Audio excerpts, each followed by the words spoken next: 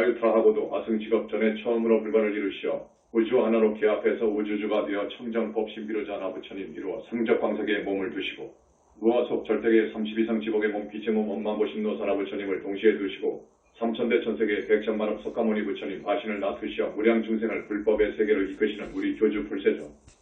오늘 부처님 오신 지 2600여 년 만에 이곳 남선부주 서바세계 해동 대한민국 영산불교 현지궁 부산문원에서 무자년 음력 4월 3일 그 봉축 법요식을 갖습니다.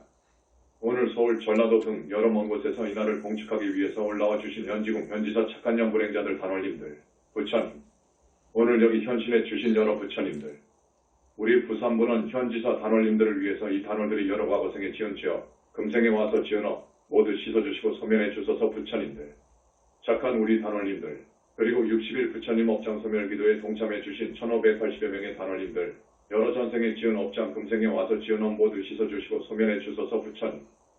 그리해서 이 단원님들, 언제나 세세생생 부처님 회상을 만나서 버리심에서 물러나지 않고 연불행자로서 부처님 공부 잘해서 기어이 윤회생사에서 벗어나도록 부처님 그렇게 이끌어 주시기를 간절히 발언을 드립니다. 오늘 정법 봉축하러 오신 여러 단원님들, 금생에도 삼재팔란 관제구설 모든 액살 만나지 않고 그 가정 모두 근심 걱정 없이 잘 살도록 바피 주시기를 발언을 드립니다. 합장 내리세요. 불과를 이루면 붓다가 되면 부처님이 되면 상적광석에 자기의 법신 부처를 둡니다. 우리 부처님께서는 나유타갑 전에 처음으로 불과를 이루셔가지고 부처님이 되셔가지고 당신의 그 우주적인 고영의 몸뚱이 법신 부처를 상적광석에 두셨습니다. 그 부처님의 법신불 이름을 청정법신비로자납을 그럽니다. 또 동시에 무아속 절대계의 그 법신불로 해서 그 법신불의 원인으로 해서 그 법신불의 모든 것을 흡수해서 그 결정체라 할까요? 보신부처를 둡니다. 보신부처님은 형상이 있습니다. 30 이상 80 정도의 거룩한 형상입니다. 그리고 빛으로 이루어져 있습니다. 이 보신부처를 절대계에 보게 됩니다. 필요에 따라서 삼천대 천세계에 자기의 몸을 100으로 1000으로 나누어서 나누어서 인연 있는 중생을 불법의 세계로 인도합니다.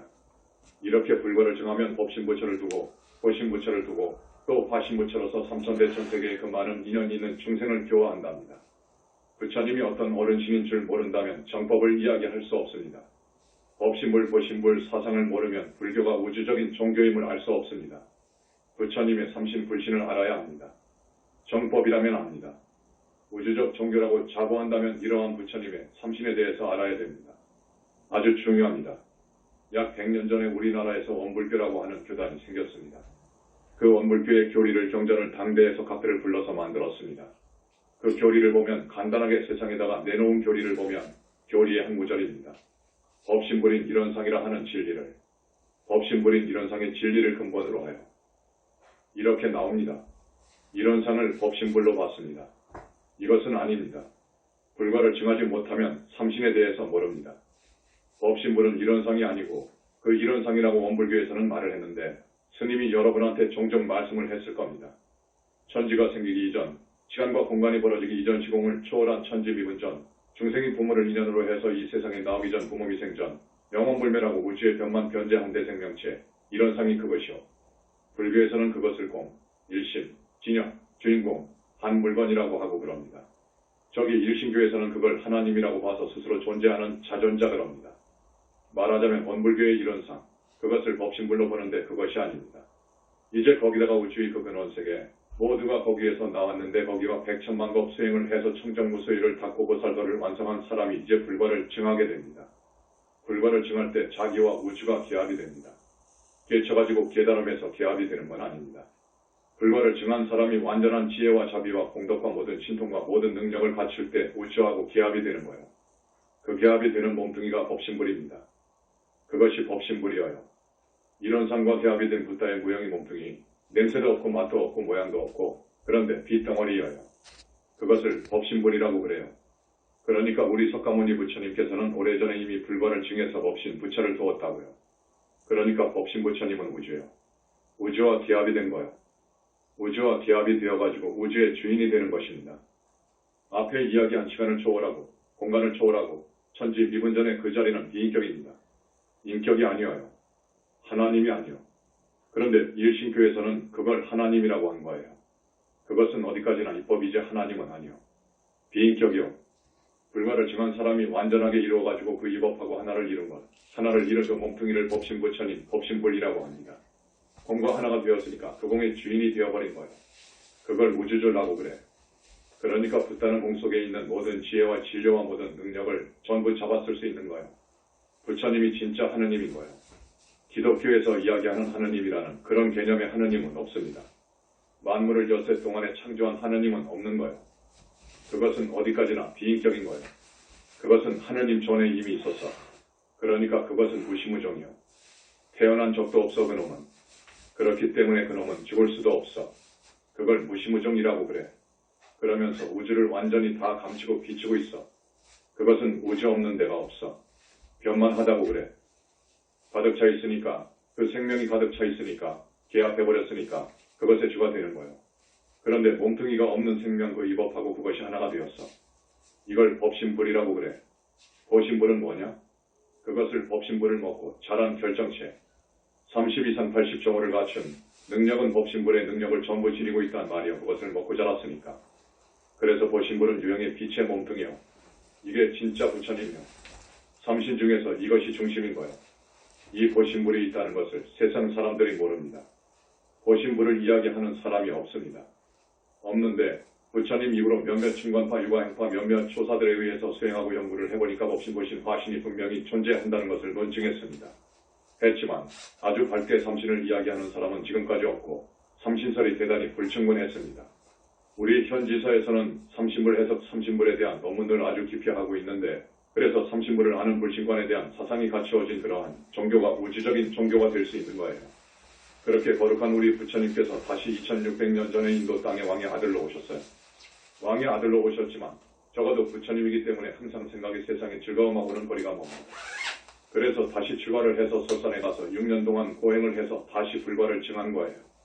그런 우리 부처님이 안 계셨다면 이 세상에 불교는 존재하지 않았을 것이고 또한 현지사 불교가 없었다면 부처님의 그 거룩한 삼신을 갖춘 부처님을 몰랐을 것입니다.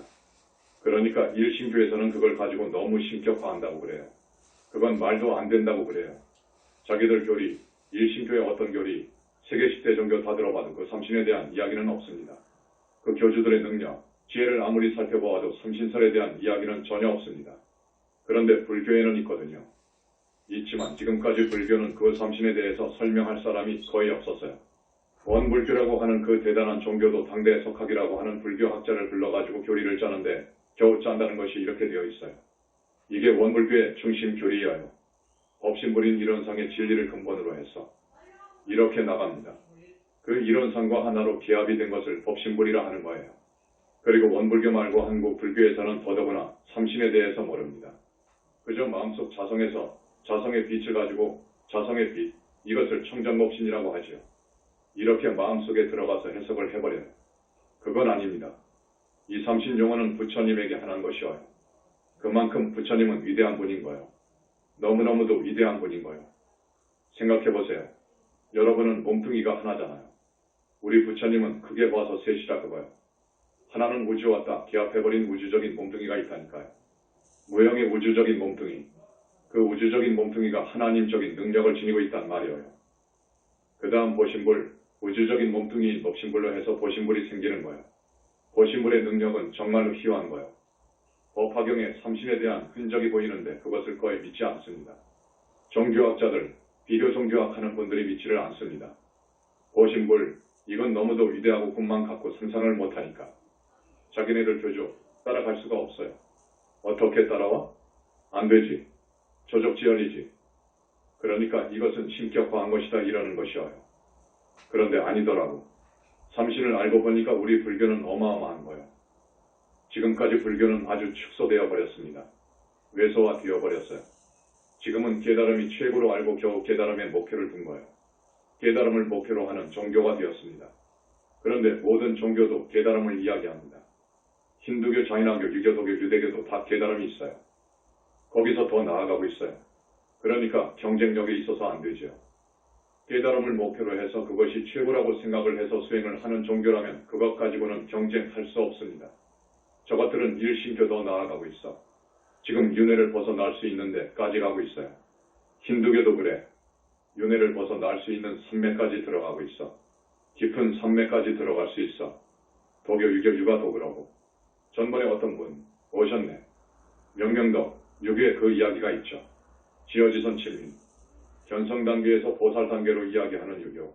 그러니까 지금 윤회에서 벗어난 정도는 간다고. 우리 한국 불교는 견성 깨달음, 이것을 주장하고 있는데 이것 가지고는 약해요. 이것 아니요. 여기서 깨달은 후에 반드시 눈을 떠야 되는 거요. 증득해야 되는 거요. 거기가 이제 윤회를 벗어나는 길인 거요. 그 다음은 부처의 저 절대자의 저 위대한 가피를 얻어가지고 보살이 되고 붓다가 되어야 되는 거요. 정법은 그래요. 거기까지요. 정법은 보살이 되고 붓다가 되는 거기까지를 이야기하는 거요. 그래서 이 정도의 가르침을 지니고 있어야 정법이고 앞으로 세계 모든 정신 종교계를 이끌 수 있는 그런 자격 있는 종교이고 메타 종교이고 그런 거예요. 이제 21세기 우주적 메타 종교가 될 수 있는 거예요. 정말 우리 현지 사는 부처님의 삼신불신관에 대해서 대단히 깊이 압니다. 이제 그 정도 들어가서 보니까 다른 종교에서 미처 모르고 있는 것을 많이 알고 있잖아요. 중생은 업을 지으면 반드시 그 보가 있다. 그러다 보니까 윤회전생 하는 걸 알고 윤회전생을 이야기한단 말이에요. 3000년 전에 이야기했지만 그것이 확실하다 하는 것이요. 해탈하는 길도 있다. 윤회는 6세계 천상 인간 아수라 아기 축생 지옥가 있더라. 그것도 확실하다. 또 어느 종교, 불교에서도 지금까지 묻히고 온 중흥계에 대해서 잘 모릅니다. 우리는 중흥계에 대해서 확실히 알잖아요. 명구에 못 들어간 그 세계에 대해서 잘 알잖아요. 아함경의 중흥 중유에 대해서 아무리 봐도 우리 현지사처럼 똑바르게 해석을 안 해놓았어. 경에도 중유하고 중음하고 분간 없을 정도로 그렇게 애매모호하게 써놓았다고요. 중유하고 중음하고는 다릅니다. 명구에 못 들어간 그 영가들이 왔다 갔다 하는 세계를 중음세계라고 합니다. 중음세계는 명구를 못 들어가면 100년, 1000년도 있습니다. 명구에 들어가게 되면 49일 정도 만에 몸을 받습니다. 심판이 끝난다고요. 그 49일을 중유라고 합니다. 여러분 알아둬야 된다고요. 중유와 중음에 대해서는 엄연히 다른데 지금은 같이 본다고요. 같이 보거나 분간을 못한다고요. 중음에 대해서도 우리 현지사는 대단히 밝게 알고 있고 왜 중음에 떨어지는가에 대해서 잘 알고 있습니다. 왜 떨어지느냐, 명구에 못 들어가면 어떻게 되느냐 하는 것. 인간 영혼의 실체에 대해서도 잘 압니다. 인간은 이 몸뚱이는 100년을 못 산다. 그런데 이 몸뚱이에 실체 주인이 있더라. 그 놈이 지각하고 생각하고 운동하고 말하고 그러더라. 그것의 영혼의 실체에 대해서 잘 압니다. 이 영혼은 몸뚱이가 있더라. 그래서 영혼체 영체라고 한다. 그 영체는 영원히 죽지 않는다. 과거 업겁전에도 죽지 않았다. 그거요. 그 놈 영체는 태어난 적도 없어. 따라서 죽을 수도 없어 영체가. 요놈 영체에 있더라. 그런 말을 하니까 어떤 사람이 나는 소원이 죽을 때 그저 아프지 않고 편히 눈을 감으면서 나는 이제 간다 이렇게 생각하고 그렇게 죽는 것을 소원으로 알고 다인 줄 알고 했는데 또 영체가 있느냐? 안 죽는 영체가 있느냐? 하더라고요. 적어도 대학을 나오고 상당한 이력도 갖춘 분이 그런 말을 하더라고요. 여러분과 똑같은 그것 영혼체는 이 몸뚱이의 복사체니까 이 몸뚱이와 똑같은 영혼체가 있다. 현지사에서는 그런 많은 것을 발견을 했습니다. 오늘 부처님 오신 날을 맞이해서 부처님이 얼마나 위대하신가. 그런데 그 위대하신 어른이 왜 이 세상에 오셨나. 그 위대한 어른이 계신 곳은 무아속 절대계인데 그 세계는 여러분이 누리지 못하는 행복만족뿐만 아니라 그것하고 비교가 안 되는 100천만 배의 환희 즐거움을 누리고 계신단 말이에요. 그 세계를 마다하시고 이 세상에 오신 까닭이 뭐냐? 왜 오셨느냐? 알아야 돼요. 간단히 말하자면 여러분을 건지기 위해서 오셨답니다. 업을 짓고 그 업대로 몸받는 거예요. 이것이 자연의 이치예요. 우리 부처님이 아니었으면 그 많은 붓다와 보살이 안 나왔어요. 못 나왔어요. 아라한이 나올 수가 없어요. 저 이교도의 교리 갖고는 안 됩니다. 저 이교도의 교리로 잘 살면 하늘은 가요. 하늘 가죠. 우리가 볼 때에는 외도 하늘이죠. 외도 하늘 가요. 그러나 그 이상 윤회를 벗어나지 못합니다. 그런데 우리 부처님께서는 이렇게 우주적인 당신을 그 우주적인 생명을 지니시고 완전히 그 지혜와 자비와 모든 능력을 딱 갖추시고 보니까 이 세상의 이치를 달관해서 보니까 당신은 어떻게 그 자리에 오셨어? 오셨지만 당신을 낳아 길러주신 부모, 형제, 친척, 친구, 동포들 세계의 많은 사람들을 반드시 건져 주어야 되겠다. 그거요. 건져 주어야 되겠다 해서 오신 거예요. 오시는데 그 절대계에 계신 부처님이 그대로 오신 건 아닙니다. 당신은 절대계에 그대로 있어요. 있으시고 오신 부처님은 100천만원 화신을 냅니다. 힌두교를 보면 신에서 직접 화신이 나온 것으로 알아요. 그렇지 않습니다. 절대 그건 아닙니다. 그러면 법신불에서 마구 그냥 화신이 이렇게 나온 거냐? 아니에요. 아니기 때문에 신에서 이렇게 사람의 몸 화신을 놔둘 수 없는 거예요. 또 신은 없어요. 신은 없지만 힌두교에서도 처음에 범은 입법으로 봤습니다. 우주의 입법으로 봤는데 나중에 인격화되어가지고 범천으로 되었는데 거기서 신으로부터 현신할 수 없는 거예요. 사람으로 올 수 없는 거예요. 보신에서 화신이 옵니다. 보신에서 화신이 오는 건데 이렇게 사람 몸을 하나 받아온다고요. 이게 화신이어요. 그리고 또 수도 없이 많은 몸뚱이 없는 당신을 만들어가지고 내서 여러 국토로 가서 교화를 하는 거예요. 인간, 몸뚱이 있는 세상을 인간 세상한 거랍니까? 우리 몸뚱이를 가지고 있는 세상은 인간과 축생이어요. 몸뚱이 없는 세계가 또 있어요. 한없이 많아요. 저 별나라는 전부 몸뚱이 없는 사람들이 산다고요. 그것을 기체인간이라고 하는데 우리는 육신을 가지고 있는 육신인간이어요. 육체인간을 교화하려면 육체인간으로 와야 돼요. 그래서 우리 부처님께서 육체인간으로 오신 거예요. 그러나 이 세상에 온 요놈은 고달파요. 인간 세상은 고에 이어요. 이 몸뚱이를 얻어놓고 보면 고생덩어리라. 안 먹으면 배가 고파서 고통스럽고 이건 옹성구라 해서 이 몸뚱이 자체가 괴로움으로 이루어진 거예요. 그렇지만 우리 중생을 구하기 위해서 육신인 인간으로 오신 거예요. 육신인간. 이걸 좀 더 자세히 말하자면 응화신이라고 그래요. 응화신으로 오신 거예요. 응화신으로 오셨는데 한번 불과를 증해버리면 업이 다 해버렸기 때문에 다 소멸되어버렸기 때문에 몸을 마음대로 받아옵니다. 한번 불과를 잃은 분은 억겁 다생겁의 업장이 다 녹아버리거든요. 탐진 번뇌도 다 녹아버리거든요. 그렇기 때문에 그 보신에서 다시 사람 몸 받아올 때에는 정확히 어느 집안 부모를 선택하고 나라를 선택하고 전부 선택해서 옵니다. 올 때에는 큰 목표로 오기 때문에 왕가로 왕족으로 오게 되어 있습니다. 왕가를 택해서 오는 거예요. 그래서 카필라국 정반왕 왕자로 오셨잖아요. 오셔서 19살 혹은 29살 때 다시 스스로 출가합니다. 스스로 중이 되어요. 오실 때 서원 따라서 스스로 출가한다고요. 앞에 우리 독산거사님이 지적했듯이 2500년 전에는 설산이 정글이었어요. 지금 한국의 교통도 많이 발달하고 많이 개발되었지만 500년 전만 해도 산들이 정말 정글이었습니다. 사람이 한양 가는 길은 오솔길이었습니다. 그런데 저기 설산 히말라야 산은 어떠했겠습니까? 그 속으로 들어가셔가지고 6년을 고행했다고요. 그래서 다시 불과를 증한 거예요. 그러니까 다시 불과를 증했다는 이 말도 사실은 우리 현지사밖에 모릅니다. 법화경에 있지만은 지금 그걸 안 믿습니다. 법화경에 나이프하고 아승직업 전에 불과를 증했다고 되어 있는 그것이 사실인데 그걸 안 믿어요. 더구나 다른 종교에서는 믿지도 않습니다. 나이프하고 전에 불과를 증했다는 것은 미화한다고, 신격화했다고 그래요. 그러면서 절대 안 믿습니다.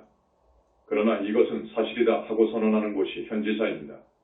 그래서 부처님께서는 다시 불과를 증하시고 먼저 제자들을 상대로 해서 법문을 했는데 첫 번째 법문이 팔정도 법문입니다.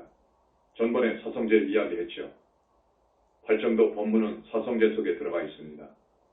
도성제입니다. 도성제를 팔정도라고 합니다. 팔정도 37조 도품. 팔정도의 내용은 무엇이냐? 절대 죄를 짓지 말라입니다. 똑바르게 살아라 이거예요. 그런데 우리 중생들은 많은 죄를 짓습니다. 불교에서는 부모님한테 불효한 것을 아주 큰 죄로 봅니다. 그리고 오역죄가 있어요. 우리 부처님께서 항상 지적하신 거예요. 무간지옥에 떨어질 죄업을 오역죄라고 그래요. 이 죄를 지으면 무간지옥에 떨어져. 오역죄가 무엇이냐? 아버지를 죽인 죄, 어머니를 죽인 죄, 부처님 몸에 피를 내게 한 죄, 아라한을 죽인 죄, 부처님 교단을 파괴한 죄. 이것 5가지 죄입니다. 가장 무서운 죄입니다. 우리 현지사에서 2사람의 아라한이 나왔잖아요. 아라한 정도 되면 성자입니다. 아라한 정도 된 사람을 죽이면 오역죄입니다. 그래서 이러한 죄를 절대 짓지 말라. 이 오역죄는 정말로 무서운 죄이다. 그 다음에 십중죄를 파한 죄가 있어요. 그것은 살, 도움, 망추. 사람을 죽이고 혹은 짐승들도 많이 죽인 것은 여기에 들어가요. 도둑질하는 것, 싸움하는 것, 거짓말하는 것, 술을 만들어서 팔고 하는 것, 탐진치, 이런 것을 십중대계를 파하는 죄라고 그래요. 혹은 10악업을 상습적으로 짓는다든지, 삼보라고 하는 수승한 공덕전에 대해서 죄를 지었다든지, 불법 승삼보에 대한 죄를 지었다든지, 부모에게 죄를 지었다든지, 이건 대단히 무섭습니다. 이 죄를 지어 놓으면 정업이 되어버립니다. 이 죄를 한번 지어버리면 정업이 되어버린다고요. 이건 닦을 수가 없다고. 이런 죄는 정업이라고 그래요. 이런 죄를 지으면 5가지 과보를 받아버립니다. 첫째로 지옥을 가고요. 지옥에서 다 살면 반드시 악의 벌을 받고 축생벌을 받고 사람이 되어 오더라도 불구자가 되고 삼중고 사중고를 받고 무지고운 보도 받고 이런 과보를 받아버려요. 그러니까 이런 죄를 지어서는 안 되고 이렇게 살면 안 돼요. 부처님께서 오셔서 말씀을 하신 거예요. 절대 이렇게 살지 말라. 이런 죄를 절대로 짓지 말라. 이런 죄를 지으면 순간에 지었지만 영원히 나올 수 없는 극무간지옥 내지 무간지옥에 가니까 이런 죄를 짓지 말라. 그래서 고구정령이 이르셨던 거예요. 신신당부하신 거예요. 그러면 우리는 여러분 중에서 그런 죄업을 지은 사람이 없겠지만 과거생에 혹시 지어가지고 아직 그 벌을 받지 않지만 언젠가는 그 과보를 받을 때가 있어요. 그런 사람이 있어요. 스승을 못 만났기 때문에 전생에 이런 죄를 안 지을 수가 없었지요. 그런 사람은 업장을 닦는 길이 있습니다. 정해져 버렸기 때문에 자력으로는 절대 못 닦아요. 그래서 우리 현지사에서 내놓은 칙명연불이 있습니다.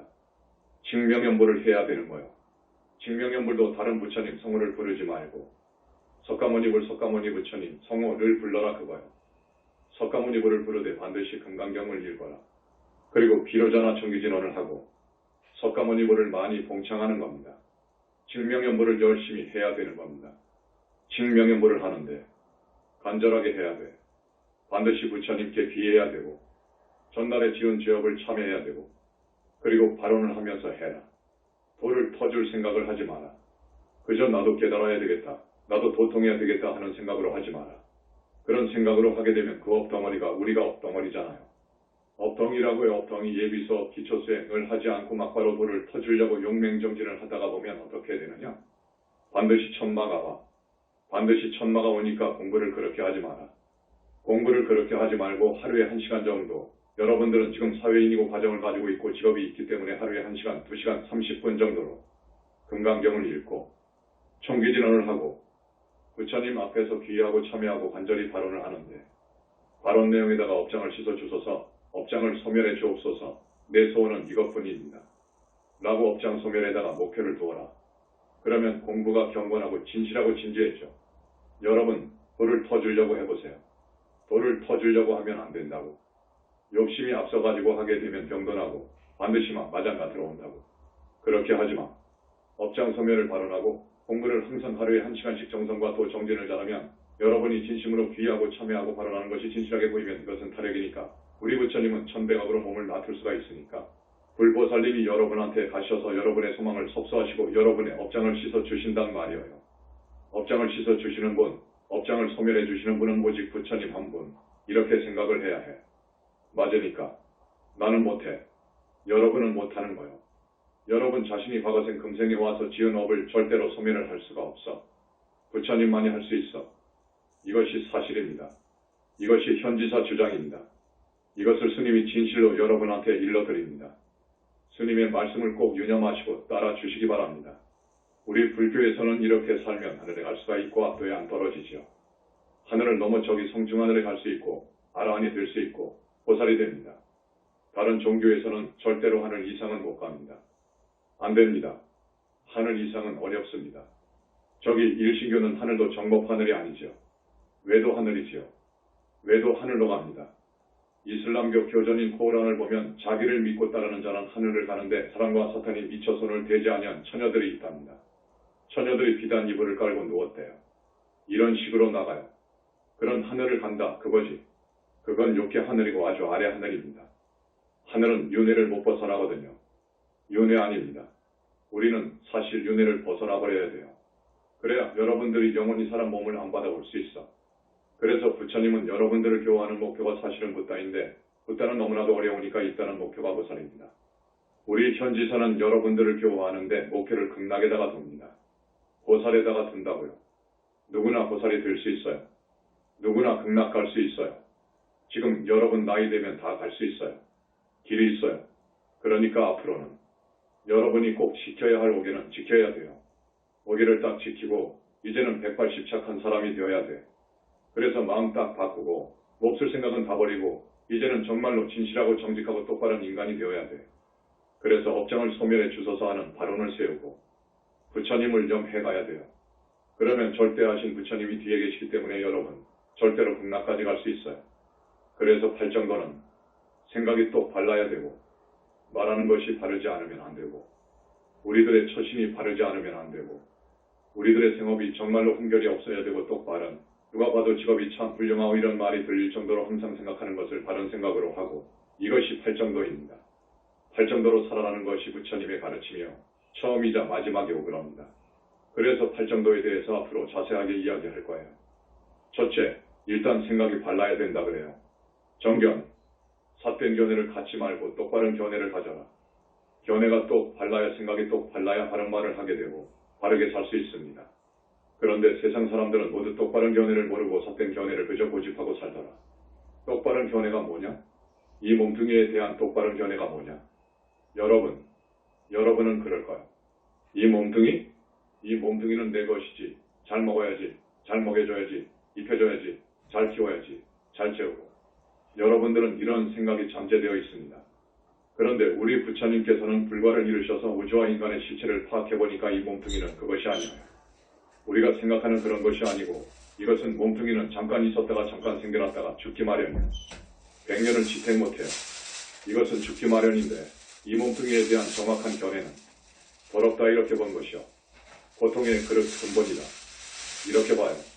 이 몸뚱이에 대한 정확한 견해는 그것이랍니다.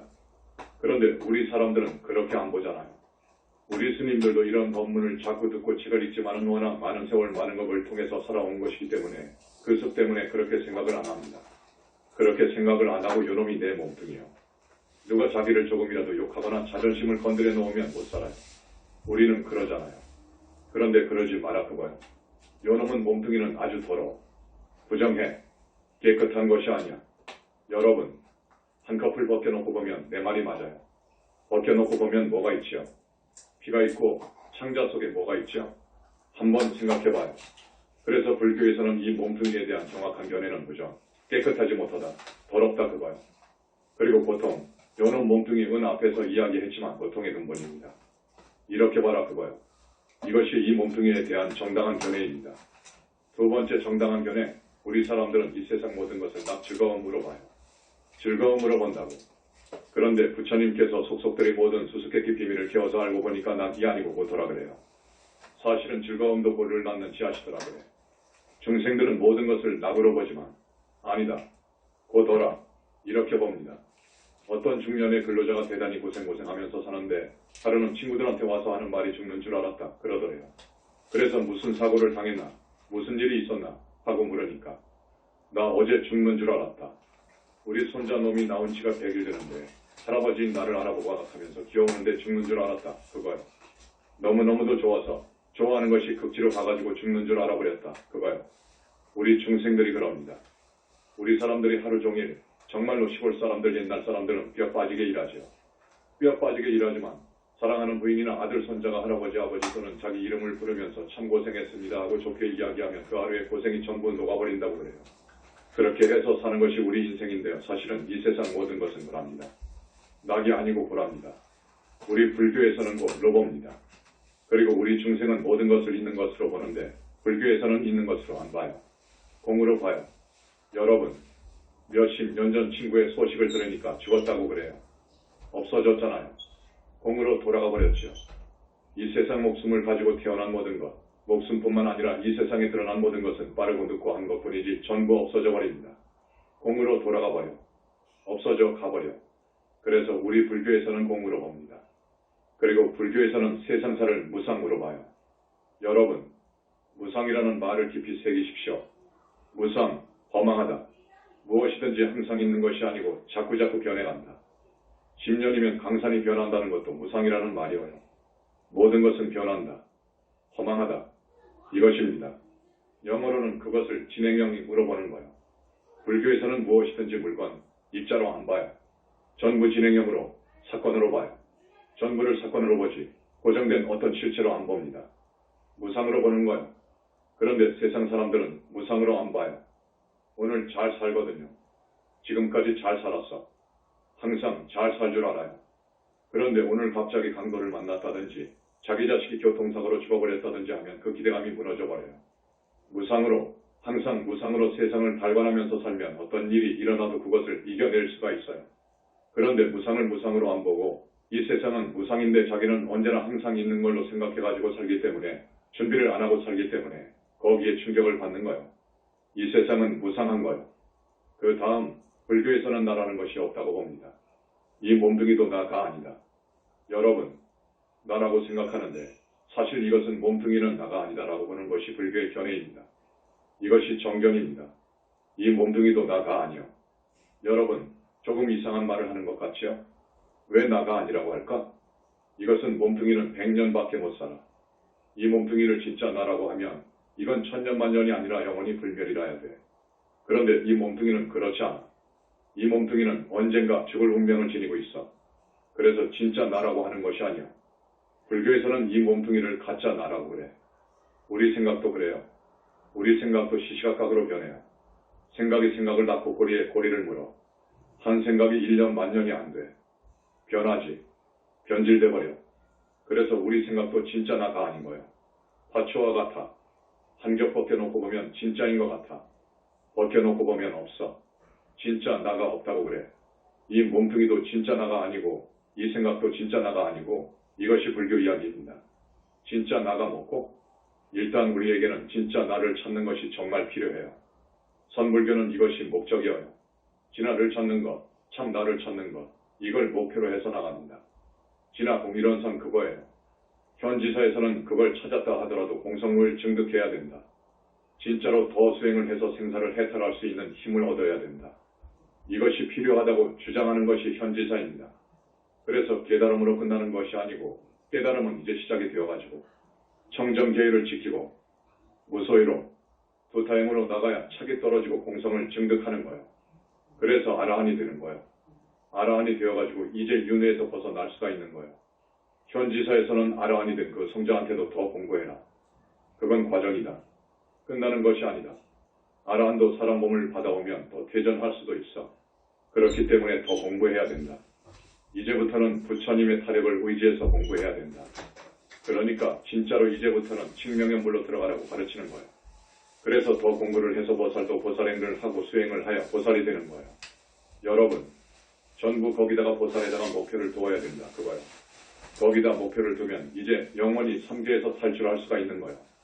보살의 자리는 영원히 삼계에서 탈출할 수가 있어. 저의 어머니가 저를 낳아준 공덕으로 극락세계 하품으로 가서 보살이 되었습니다. 그건 내 책 21세기 붓다의 메시지에 있죠. 내가 더 열심히 부처님 심부름을 한 관계도 있고 우리 어머니의 공덕도 있죠. 거기 가셔서 지금 몇십 년간 공부를 많이 했어요.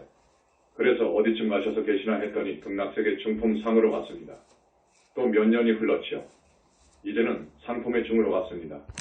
우리 광명만도 큰 스님의 아버지는 극락세계 상품상으로 있습니다. 광명만도 큰 스님의 어머니는 그 위의 세계가 약사정토인데 약사정토에 가셨습니다. 이 세 분이 음력으로 4월 초하루 5시 오후 2시에 우리 있는데 오셔서 지금 우리와 함께 하십니다.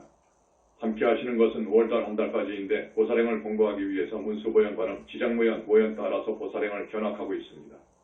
비교 종교학을 보면 예수나 외도의 교주 되시는 분들을 빛의 존재라 해서 잘 그려놓았습니다.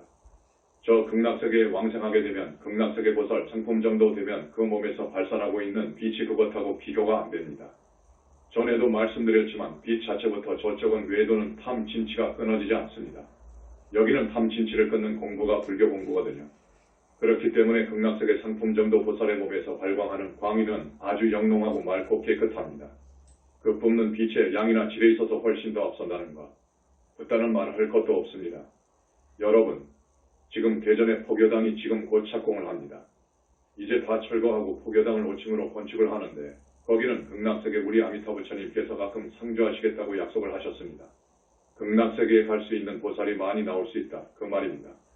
오늘 음력 4월 3일 부처님 오신 날로부터 닷새를 단축해가지고 이렇게 봉축법회를 갖고 있는데 먼 데서 이렇게 많이 와주시고 아주 고마워요. 그 가능성을 나는 발견한다 그거지요. 그래서 우리 보살님한테 나오는 그 기와 그 아름다움은 하늘 사람들 못지않게 지금 맑아져 간다는 것. 더 공부를 잘하고 법회 때 더 열심히 나오고 또 여러분이 한 사람 두 사람씩 소개를 잘하고 해서 공덕도 짓고 이렇게 한다면 많은 사람이 보살이 되어가지고 인가를 받을 것입니다. 여기에 글로벌 에코빌 경제전문지 보셨습니까? 그 표지 커버 스토리가 나왔고 내용도 국문 영문으로 15쪽 나와 있습니다. 이 책이 미국, 일본의 대기업체로 100부 정도 갑니다. 그것 방송국 언론사, 한국에 500대 재벌로 가고요. 국내 방송사, 언론사, 국영기업체, 여러 공공기관에 다 갑니다. 그래서 절반이 영어로 되어 있습니다. 중요기사에 한해서 절반면은 우리말, 절반은 영어로 나와 있습니다. 그리고 영성불교 브로셔라는 단행본, 우리 현 지사를 소개하는 책자가 나와 있는데 내용의 한 군데가 좀 잘못되어서 교정을 본 후 서울 초파일라 춘천 법회 때 한 권씩 드립니다. 전부 합장하시고 나무 영산불멸 학수상조, 시아본사 구원실사, 석가모니불, 천상천하무여불 시방세계 영무비, 세간소유 아진견 일체무여불자, 고아일 심기명정내,